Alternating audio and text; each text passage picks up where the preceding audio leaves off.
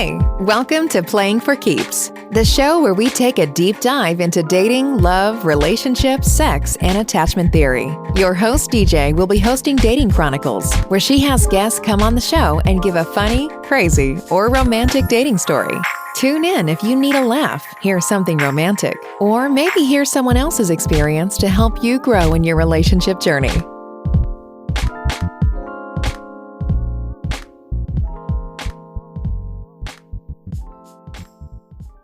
Hey everybody, it's your girl DJ with Playing for Keeps podcast, and today I have a special guest for Dating Chronicles.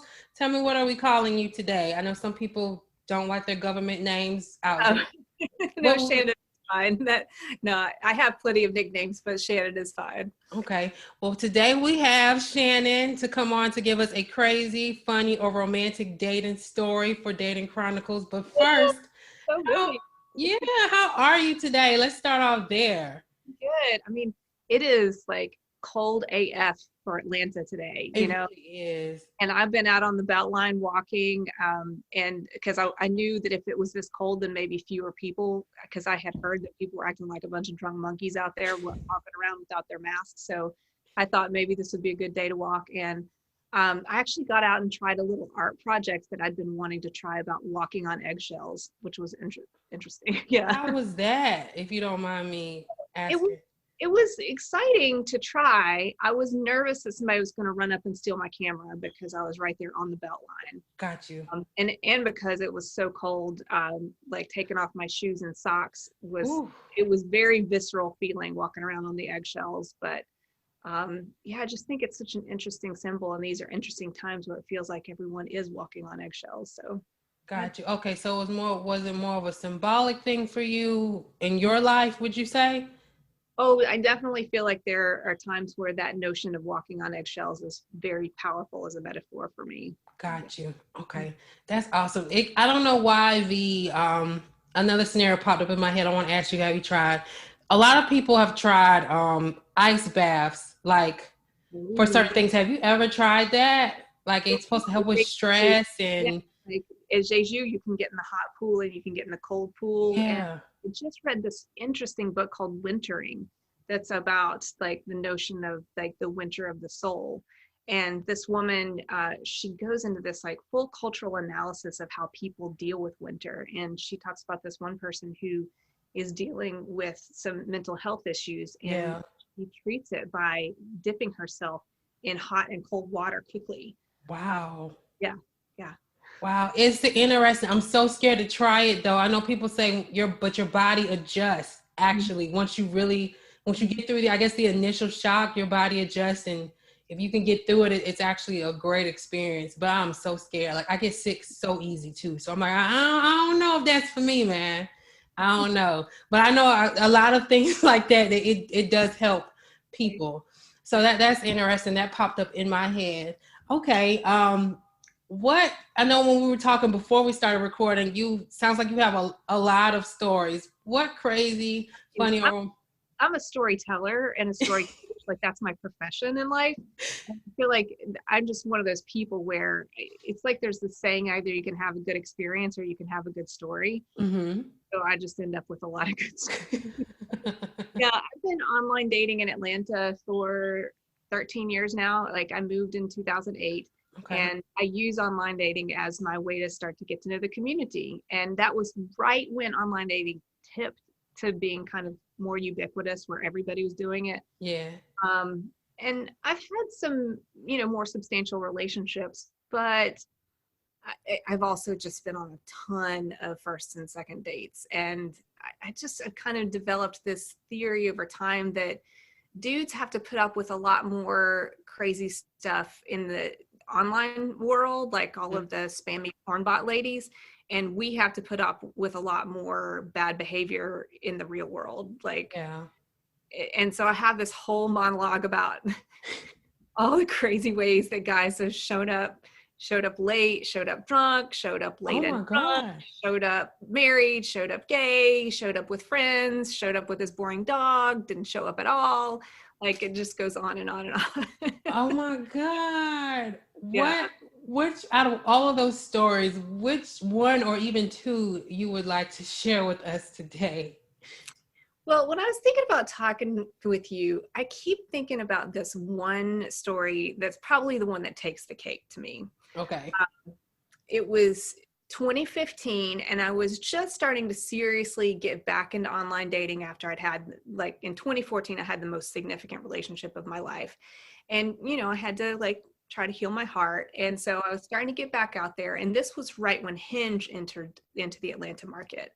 And so everybody was like, you need to try Hinge. There's all of these very good looking professional single men on there. And I was like, sign me up. So I matched with this guy, and we started chatting, and fairly quickly he asked me out. And one of the things my friends are always critiquing me on is they say that I'm just like too quick to like shoot a guy down.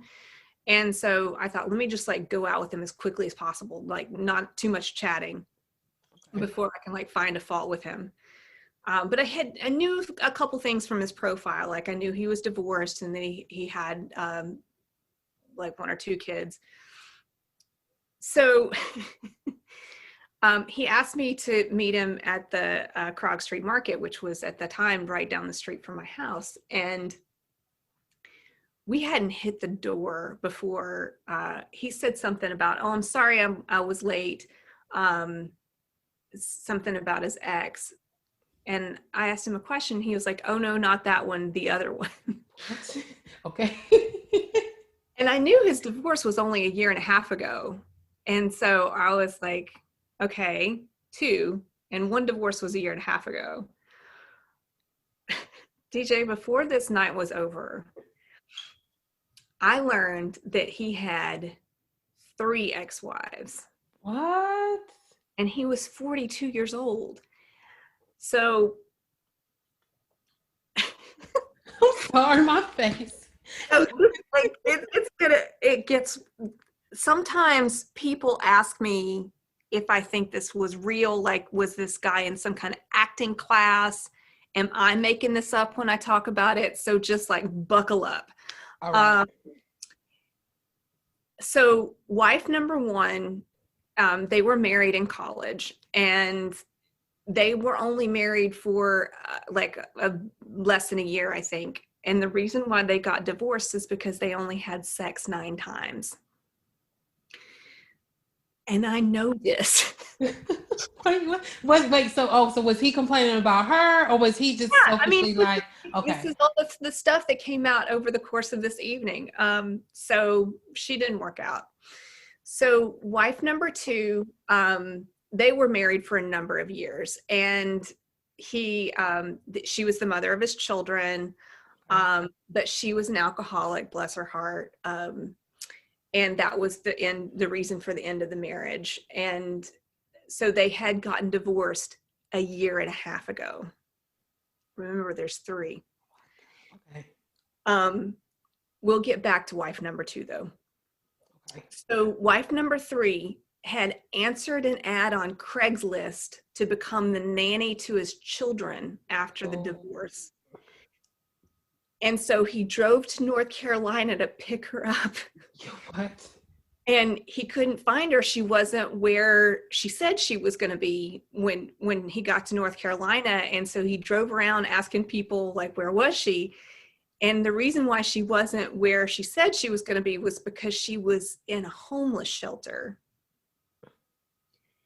So he picked her up and he took her home, and eventually he married her. Oh, wow. But she was an alcoholic too. And the reason why she was an alcoholic is because she was self-medicating the fact that she had multiple personality disorder. Wow. But some of her personalities were really good and creative. And I reminded him of the good and creative personalities that he really enjoyed. And like, if only she'd been able to like exhibit those personalities more, like, and wasn't it great that I reminded him of the best parts of her? But inevitably, of course, that just was a relationship that was doomed in the situation like that. But he definitely has a type, because we okay. So it, of course, like it had gone down in flames within the last year and a half. Wife number 2 drank herself to death.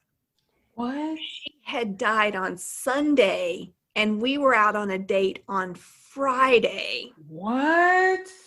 His mom was still at home taking care of his kids because she was there for the funeral. Oh, wow. Yo, he let all of this out on the first date. He just he just gave you his whole life. You don't hear men, at least I don't. You don't hear men doing that. You'll hear women doing that, and they're trying to give, I don't know, they're trying to make the person feel sorry, thinking that the man will eventually want to take care of them, or well, I don't even know why women do it, but women are usually the culprit of doing that. And I don't mean to sound stereotypical, because I know it could be on both sides, but this is very rare and unheard of to me. And that's why I kept wondering, like, this is a whole new level of cray that I have just never experienced before. And I kept wondering, like, am I being punked or something? This is the only date that I have ever, like, seriously considered going to the bathroom and not coming back. I mean, I know people do that, or, wishing that you have the red call, like, but and so we got outside, and I always wish at the end of a first date that everybody would just say, it was nice to meet you. So there's no pressure, because you don't know what experience the other person has had. And it just feels awkward to me. Yeah. He scooped me up into a hug, and then he was like, so am I going to see you again, or is this one and done? He already knew. I was just like, all I could do was laugh and say, I think we should talk about it. And I ran away. Oh my God. Oh yeah. That one was the worst.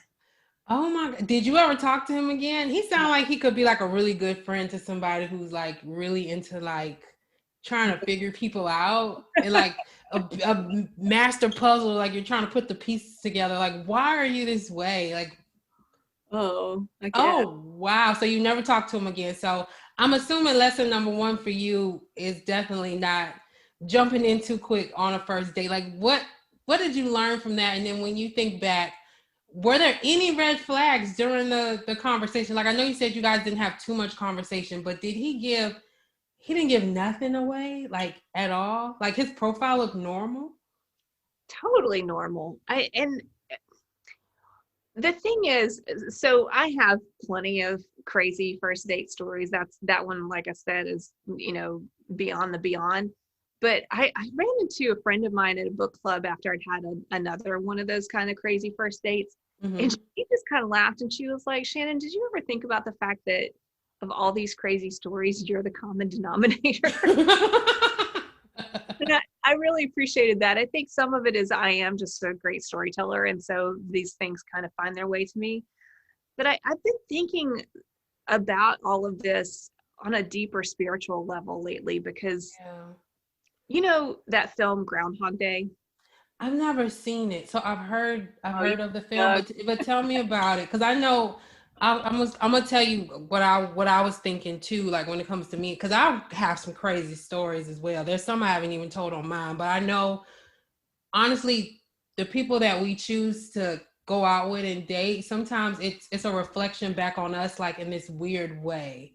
Yeah. I don't know. That's what I've learned about myself, like as I try to go into self-discovery mode and figure out, like, okay, why am I in this predicament with the male species, for me anyway, because that's what I like, and why do I always end up in crazy ass situations? Like, what is it about me? Because clearly I'm a common denominator somewhere. But yeah, go ahead about Groundhog Day. I've never seen the film. Well, it's about this guy who wakes up and discovers he's stuck in the same day over and over again. Okay. And the film just continues in that fashion for a very long time. I think someone actually did the math on it, and they figured out that given all the things that happen in the film, that he's probably stuck in this day for about 33 years. Wow. And at first, like he goes through moments of doubt of this can't be happening, of course. And then once he starts to settle into it, then he starts doing all this crazy stuff like robbing banks and killing himself and just doing anything he can think of to try to hyperlink out of the situation. Mm-hmm. And he also uses it to like sleep with his coworker, and it's a journey of self-discovery. And once he does settle into the fact that this is his reality, he decides it's his opportunity for self-improvement. And so he starts learning a new language and learning piano and getting to know and love all of the people that are in this town that he's stuck in. And I think a lot of people will compare the pandemic to being stuck in Groundhog Day. And definitely I've heard it compared to the online dating situation. Mm-hmm. But when I started thinking about yes, it's repetitive and you feel like you're stuck in having the same conversation over and over again. But I think people forget that the real message of that story is that you're not going to be able to get unstuck until you figure out what it is that you're there to learn. That's a fact. I gotta watch that movie. Like I said, I've heard different things about it, and I've heard it's a great movie. Yeah. But I don't remember that particular message, or maybe the way you framed it. I'm gonna definitely check it out. Well, Groundhog Day is February 2nd. I actually watch the film every year on February 2nd. So your opportunity is coming up. Okay. Awesome. Does it play anywhere on TV February 2nd, or do you just? Yeah, I don't have cable, so Is it on Netflix? I think it's on Amazon. Yeah. Okay, I got Amazon. Okay, I'm gonna check it out. Okay, awesome. That was good. Okay, awesome. So let me ask you this: as far as, do you have any projects going on? Like, what do you have going on that you would probably like to share with the audience? I know most people that I connect with on podcasting groups, they have either their own podcast or they have their own projects. Mm-hmm. Well, I'm not making any podcasts. Certainly, I'd love to go back and make another one. I have an idea for one I'd love to make. But like I said, I am a storyteller and a story coach. So I go all over helping people tell their stories for personal and professional development. And so I'm getting ready to launch a new project with the Georgia Council on Developmental Disabilities, where we're going to do a road show of drive-in theaters all throughout the state of Georgia. And I'm really excited about that. And then I'm also going back to Virginia Tech, where I went to grad school to do work about food justice and equity systems. So, okay, that is awesome. Where could the audience find this information if they are interested? Yeah, so my website is storymuse.net. I'm on IG at story_muse and on Facebook at storymuse. Okay, so I'm going to also include those links in the show notes. Okay. I want to thank you for coming on today. Thank you. This is a wonderful opportunity. I love dreaming and telling crazy stories and hoping that one day my Groundhog Day will be over, because I'll be in a significant relationship with a lifelong dance partner. Look, it's coming. It's coming. We are going to speak that today and every day for you, because it's coming. Thank you. And I want to thank all of the listeners for tuning in, and until next time. Thank you for tuning in to today's show. If you liked this podcast, please download and subscribe. If there's anything you would like to talk about in regards to relationships, or would like to be a guest on the show to speak on relationships or get advice, you can always connect via social media at Playing for Keeps, or email DJ at info@p4kdating.com. Thank you for tuning in, and bye for now.